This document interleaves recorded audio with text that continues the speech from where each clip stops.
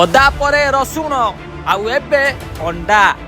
ବଜାରରେ ଅଣ୍ଡା ଦାମ ଏମିତି ବଢିଛି ଯେ ଲୋକେ କହୁଛନ୍ତି ଅଣ୍ଡା କିଣିବା ପୂର୍ବରୁ ବ୍ୟାଙ୍କ ବାଲାନ୍ସ ଚେକ୍ କର। ହଁ ଦର୍ଶକ ବନ୍ଧୁ, ସକାଳର ଜଳଖିଆରେ ଯେଉଁ ଅଣ୍ଡା ଥିଲା ସବୁଠୁ ସହଜ ବିକଳ୍ପ, ଏବେ ସେଇ ଅଣ୍ଡା ହୋଇଗଲା ଘରର ଭିଆଇପି ଅତିଥି। ଦୋକାନକୁ ଗ୍ରାହକ ଆସୁଛନ୍ତି, ଦାମ ଶୁଣୁଛନ୍ତି, ତାପରେ ଅଣ୍ଡା ବଦଳରେ ବିସ୍କୁଟ ଧରି ଫେରି ଯାଉଛନ୍ତି। ହୋଟେଲ ମାଲିକଙ୍କ ଚିନ୍ତା ବଢିଛି।